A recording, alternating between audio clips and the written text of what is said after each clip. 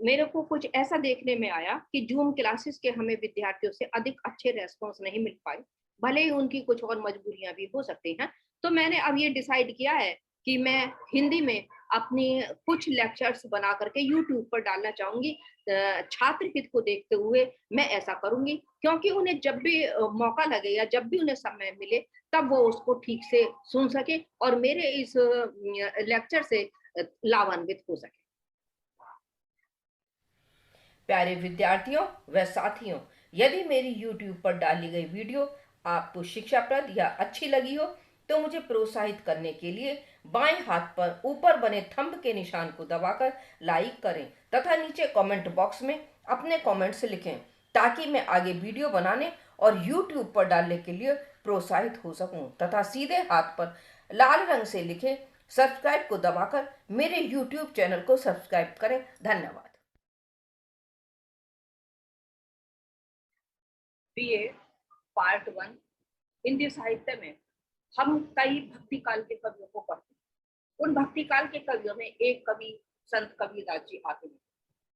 वैसे तो हम सभी संत कबीरदास जी के नाम से बहुत अच्छी तरीके से परिचित हैं, लेकिन जब यदि ये क्वेश्चन एग्जाम में लिखने के लिए आता है कि कबीर संत ही नहीं एक समाज सुधारक भी थे, तब हम इस दृष्टिकोण को ध्यान में रखते हुए हम आपके सामने आपको इस क्वेश्चन को लिखने की थोड़ी सी कला बताते हैं। हम मार्क्स इसलिए कम लाते हैं क्योंकि हम क्वेश्चंस को ढंग से एक्सप्लेन नहीं कर पाते, जबकि हम उसके कुछ उदाहरण जानते हैं। मैं इस और अपने विद्यार्थियों का ध्यान आकर्षित करना चाहूंगी कि क्वेश्चन को हम जब लिखें तो सर्वप्रथम हम थोड़ा सा कबीरदास जी के बारे में लिखें।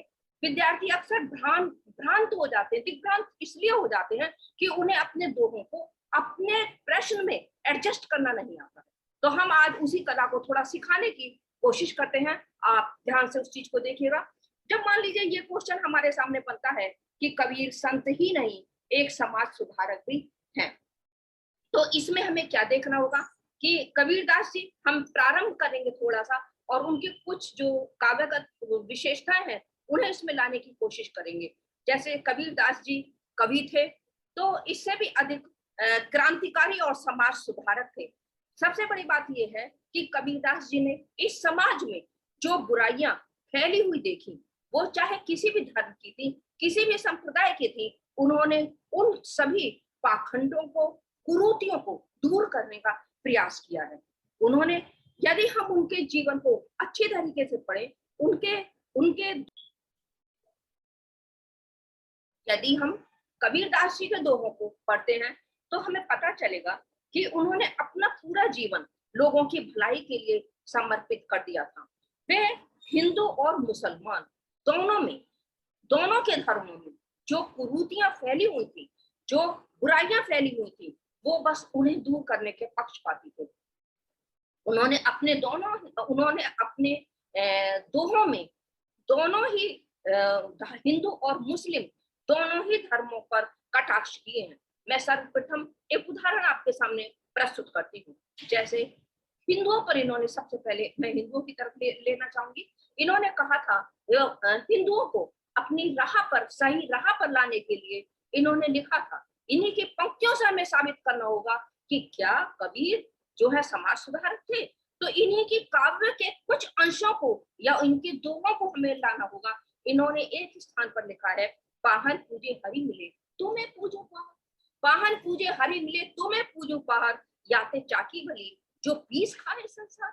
मान लीजिए आपको ये उदाहरण नहीं आता या आप इसे थोड़ा हार्ड देख रहे हैं, तो हम, ये जरूरी नहीं है कि आप इसी को ही उदाहरण को ही लिखें। आप इसकी जगह पर दूसरा उदाहरण भी ले सकते हैं। ये आपकी आजादी है कि आप अपने क्वेश्चन को एक्सप्लेन करने में कौन सा उदाहरण लेते हैं। अब मान लीजिए दूसरी एक जगह पर भी इन्होंने हिंदुओं के लिए लिखा है, आप उसे भी दे सकते हैं। जैसे दुनिया ऐसी बावरी पाहन पूजे जाए, अरे दुनिया ऐसी बावरी पाहन पूजे जाए, घर की चाकी कोई न पूजे जिसका पिसा सब खाए। तो ऐसे जो उदाहरण है, आप इन दोनों में से एक भी दे सकते हैं और इन दोनों को भी लिख सकते हैं। आपको जो याद हो जाए आप उसको सही तरीके से एडजस्ट कर लीजिए, लिख दीजिए। तो लिख सकते हैं, इनमें से हम एक दोहा भी लिख सकते हैं। हम दोनों भी लिख सकते हैं। बात यह है कि हमें पहले अपना पॉइंट के बारे में कुछ देना होगा और उसके बाद कबीर के दोहे के उदाहरण से ही समझाना होगा कि क्या वास्तव में ये चीज इनके काव्य में है या नहीं। अब हम चलते हैं दूसरे धर्म की तरफ, मुस्लिम धर्म की तरफ। ये नहीं है कि इन्होंने हिंदुओं की ही तरफ ऐसा कहा हो, इन्होंने मुस्लिमों को भी कहा है। आप उनका एक दोहा देखिए, कांकर पाथर चोर के मस्जिद लई बनाए, ताचड़ मुल्ला बाग दे, क्या बैठा हुआ खुदा है। वास्तव में इन्होंने जिस ओर इंगित किया है, तो इन्होंने एक तरह से मुस्लिम लोगों को भी सही रास्ते पर लाने का प्रयास किया है। यदि आपको ये उदाहरण याद नहीं होता है तो आप उसकी जगह इन्हीं का कोई और भी उदाहरण लिख सकते हैं, क्योंकि इन्होंने धर्मों पर एक एक दो दो उदाहरण नहीं लिखे, कई कई लिखे हैं। अब आपको ये यदि मुश्किल लगता है तो आप ये भी दे सकते हैं, दिन भर रोजा रहत है, रात हनत है गाय। दिन भर रोजा रखत है, रात हनत है गाय, ये तो खून से बंदगी, कैसे खुशी खुदा। आपको इन दो में से यदि दोनों याद हो जाते हैं तो बहुत अच्छी बात है। आपको एग्जाम में जो नंबर मिलते हैं वो इन उदाहरणों पर मिलते हैं, कि आपको ध्यान रखना पड़ेगा। तो आप उदाहरण जरूर दें। आप उदाहरण देते हुए आगे बढ़ते हैं तो आपका क्वेश्चन अच्छा बढ़िया बनेगा, जिसपे आपको मार्क्स अधिक मिलेंगे। बिना उनके काबिल कवि के उदाहरण के आपको मार्क्स कम मिलते हैं, यह आपको ध्यान रखना होगा। मैं जहां तक मैं समझती हूँ, शायद आप लोग इस बात को समझ गए होंगे कि जो इनके इनके दोहे जिनमें कुरीतियां थी, सामाजिक कुरीतियां थी, इन चार पांच दोहों से ही आप समझ गए होंगे कि सामाजिक कुरीतियों को दूर करने का इनका प्रयास है, ना कि किसी धर्म पर कोई कटाक्ष करना या उसको बुरा ठहराना। हर धर्म में कुछ ना कुछ बुराइयां होती हैं, तो आपको अपना ऐसे भी लिखना होता है। दूसरी चीज, अब समाज की जितनी भी बुराइयां हैं इन्होंने सब पर लिखा है। अब मैं एक समझाने के तौर पर दूसरा पॉइंट थोड़ा सा कहती हूँ, जैसे गुरु की महिमा। दूसरा, अब गुरु की महिमा, ये तो हम सभी जानते हैं कि हमारे जीवन में गुरु का बहुत महत्व है। गुरु के बिना हमारी कोई जीवन जिंदगी अच्छी नहीं चलती। हमारे सबका अपने जीवन में गुरु होता है, बिना गुरु के हम कुछ नहीं सीख सकते। तो इन्होंने गुरु जी के ऊपर भी गुरु की महिमा का बखान करते हुए लिखा है, और ये दोहा शायद सबसे ज्यादा प्रसिद्ध हुआ है और आप सभी के लिए बहुत जल्दी दिमाग में बैठ जाएगा। मैं उसी के ऊपर अब थोड़ी सी बात करूंगी। गुरु गुरु के बिना हमारे जीवन में कुछ नहीं है, हम गुरु के बिना कुछ नहीं सीख सकते। तो इन्होंने गुरु पर भी बहुत लिखा है। और देखिए, ये दोहा कितना प्रचलित रहा है, जो हम सभी शुरू से बाल्यकाल से शायद पढ़ते आ रहे हैं। तो आप इस दोहे को चूज करिए और गुरु की महिमा में लिखिए। देखिए, गुरु गुरु की महिमा, गुरु गोविंद दो खड़े काके लागू पाए, गुरु गोविंद दो खड़े काके लागू पाए, बलिहारी गुरु आपने गोविंद दियो बता। अरे, इन्होंने तो ईश्वर से भी गुरु का स्थान ऊंचा बता दिया। वास्तव में सदगुरु का जो स्थान है वो देवता से भी बहुत ऊंचा है, क्योंकि वहां देवत्व तक पहुंचने के लिए हमें गुरु ही रास्ता सिखाता है। अब मान लीजिए आपको ये दोहा याद नहीं है, आप भूल गए, आपको कोई बात हो जाती है ऐसी कि आप इसे नहीं लिख पा रहे हैं, तो आप दूसरे दोहे से भी लिख सकते हैं। सतगुरु की महिमा अनंत, अनंत किया उपकार, लोचन अनंत उभारिया, अनंत दिखावन। क्या सुंदर अलंकारिक शैली का भी इन्होंने इसमें प्रयोग कर दिया। और दो पंक्तियों के अंदर ही इन्होंने गुरु की महिमा का किस तरीके से बखान किया है। वास्तव में हमें मानना पड़ेगा कि जो है ये बहुत कुछ गुरु के बारे में इनके विचार बहुत उच्च हैं, और ये सच्चे गुरु के उपासक हैं, और गुरु की महत्ता बता करके हमारे समाज को एक सही राह दिखाना चाहते हैं। अब हम इसके बाद उनके अगले पॉइंट पर चलते हैं। अब जैसे कि हम इन पॉइंट्स को आगे पीछे लिख सकते हैं, इसमें कोई परेशानी नहीं है। आपको जो पहले ध्यान आता हो आप उस पॉइंट पर ही ध्यान रखिए, और जिसके विषय में आप अच्छा लिख सकते हैं शुरू में उन पॉइंट्स पर अधिक ध्यान दीजिए। अब हम दूसरा तत्व लेकर के चल रहे हैं, जैसे समाज सुधार का प्रेम तत्व की प्रधानता। महाकवि कबीरदास जी ने प्रेम तत्व पर बहुत जोर दिया है। ये कहते हैं, इनका मानना ये है कि यदि प्रेम नहीं तो कुछ नहीं, संसार में प्रेम ही सब कुछ है। और इस प्रेम पर बल देते हुए इन्होंने अपने साहित्य में अपने दोहे में एक जगह ये लिखा है, पोथी पड़ी पड़ी जुगमया, पंडित भया न कोई, ढाई आखर प्रेम का, पढ़े सो पंडित को। सच्चा ज्ञानी वही है, ये इनका मानना है कि सच्चा ज्ञानी वो है कि जो प्रेम के ढाई अक्षर को पढ़ सके।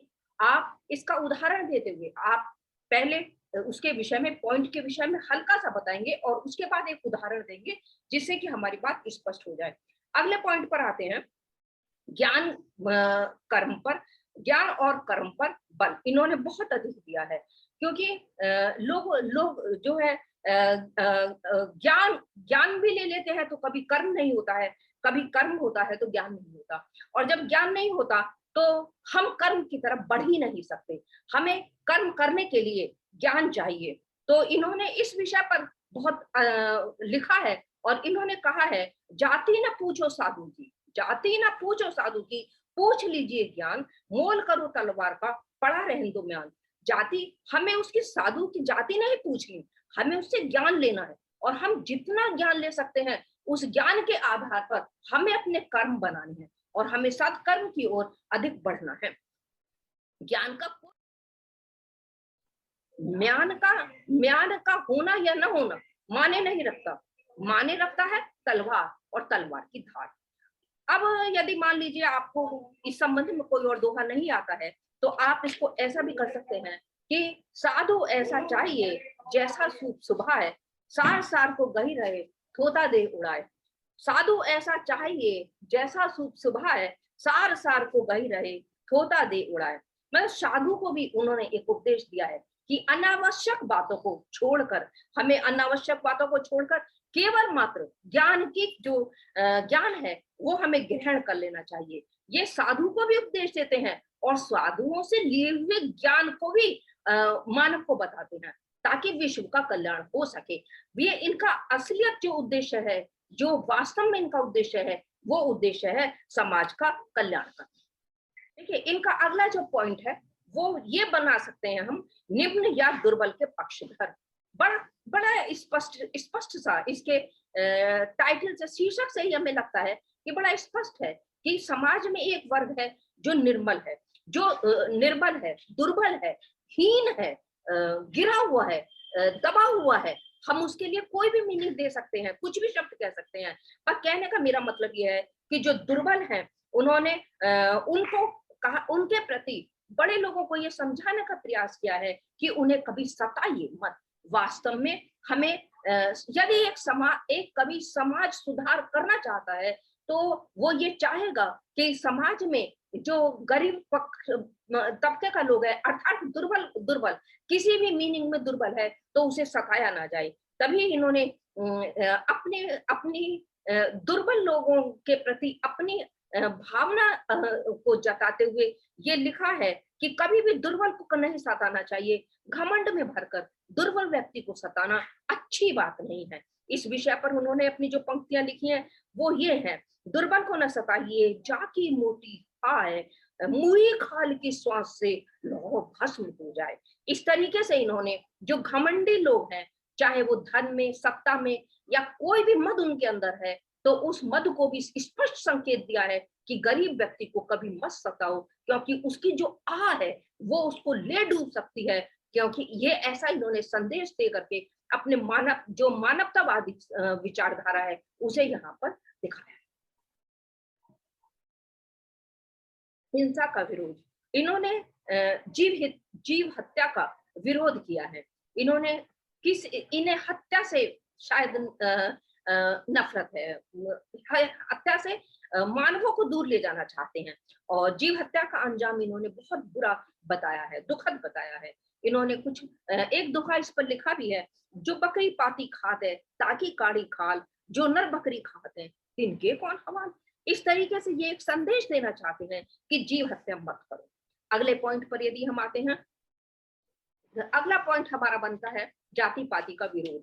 समाज में व्याप्त वर्ण व्यवस्था तथा जाति पाति में ये सुधार लाना चाहते थे। इन्होंने कहा है कि ईश्वर, हम सब ईश्वर की संतान हैं और उन्हें सही रास्ता दिखाना कबीरदास जी का मुख्य उद्देश्य रहा है। इन्होंने लिखा है एक जगह, जात पात पूछे न कोई, हरि को भजे से हरि का हो। जो भी हरि को भज ले वही हरि का हो गया। तो इस तरीके से इन्होंने जाति पाति का हर तरीके से विरोध किया है, यही इनका उद्देश्य है। हम इससे अगले पॉइंट पर आते हैं। हालांकि इस पॉइंट पर भी मैं पहले डिस्कस कर चुकी हूँ। यदि वहां पर आपके दोनों दोहे ना लिख करके एक दोहा आप यहाँ पर भी लिख सकते हैं, मूर्ति पूजा का विरोध, हम इसको अलग पॉइंट भी बना सकते हैं। तो वो हमारा वही जो पाहन पूजे हरि मिले तो मैं पूजू पाहन, ताते या चाकी बलि पीस खाए संसार, इस तरीके का वो जो एक उदाहरण था हम यहाँ पर भी लिख सकते हैं। दिन भर रोजा रखा था वो वाला भी यहाँ लिख सकते हो आप। और अगले पर हम आते हैं कि इन्होंने पाखंड का विरोध, इन्होंने जो ये पाखंड है ना, पाखंडों का विरोध किया है। ये इन्हें ये नहीं है कि ये हिंदू या मुसलमान या किसी एक धर्म विशेष पर आधारित होकर के समाज की बुराइयों को जो है उनका पक्ष ले लें। ये हर किसी की, हर कोई भी जाति है, कुछ भी है, सबका विरोध करते हैं। इन्होंने एक जगह ये भी लिखा है, केशव कहा बिगारी है जो मुंडे 100 बार। हाँ, अब हम अगले पॉइंट पर आते हैं, समाज कल्याण की भावना। इनका जितने भी दोहे हैं सभी में समाज कल्याण की भावना है, और इसीलिए ये समाज सुधारक हैं। ये एक संत हैं, ये एक समाज सुधारक हैं, और एक संत का कर्तव्य होता है कि समाज को सुधारने के लिए उसे कोई भी भाषा का प्रयोग करना पड़े तो वो उसके लिए करते हैं। ये अपनी सदुकड़ी भाषा में, जन सामान्य भाषा में अपने दोहों को कहते हैं। समाज कल्याण की भावना में इन्होंने लोगों को समझाया है कि देखिए किसी से ना दोस्ती करो ना किसी से बैर करो। देखिए इनके इन्हीं के अनुसार, कबीरा खड़ा बाजार में मांगे सबकी खैर, कबीरा खड़ा बाजार में मांगे सबकी खैर, ना काहू से दोस्ती ना काहू से बैर। अरे किसी से दुश्मनी अच्छी नहीं होती, किसी से बहुत अधिक दोस्ती भी अच्छी नहीं होती।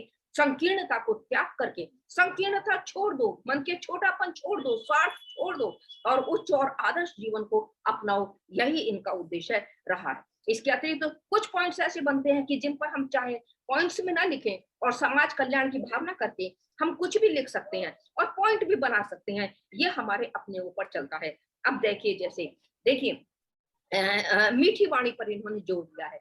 वाणी का मीठापन समाज में कल्याण लाता है। लोगों में बहुत जल्दी क्रोध आ जाता है, गर्मी आ जाती है, बहुत उल्टा सीधा बोलने लगते हैं, ये इस बात का विरोध करते हैं। हम चाहे कुछ भी कहें लेकिन हमारी वाणी मीठी होनी चाहिए, मीठी होनी चाहिए। ऐसी वाणी बोलिए मन का आपा खोए, और हमको शीतल करे आपो शीतल हो। इस तरीके का मीठी वाणी से ये समाज के अंदर प्रेम, भाईचारा और अपनापन लाना चाहते हैं। दूसरी बात मैं ये कहूंगी कि ये साइंस है, यानी इससे भी अलग यदि हम पॉइंट ना बनाए तो 2-3 क्रॉस लगा करके अपनी अपनी बातों को कहते हुए, संतोष धन पर बल। इस दुनिया में आज के जमाने में हमें सबसे बड़ी कमी नजर आ रही है कि व्यक्ति चाहे कितना भी पैसा कमा ले लेकिन उसका संतोष नहीं है, उसे संतोष नहीं है। धन लगातार पैसे पैसे जैसी चीज को इकट्ठा करने में लगा हुआ है। वो बहुत कुछ चाहता है कि मैं जाने क्या कर लूं, कितनी तिजोरियां भर लूं, कितना कुछ कर लूं। आज के संदर्भ में यदि मैं कहूं तो ये बात बहुत सटीक है कि यदि हम इस बात को समझ लें तो हम वास्तव में जो है अपने जीवन को सुखी बना सकते हैं। लेकिन सुखी बनाते नहीं है। हमें उनका ये लाइन जरूर ध्यान रखनी चाहिए जो हमें लोभ और लालच से दूर ले जाती हैं। गोधन गजधन बाज धन और रतन धन खान, जब आवत संतोष धन सब धन धूरी समान।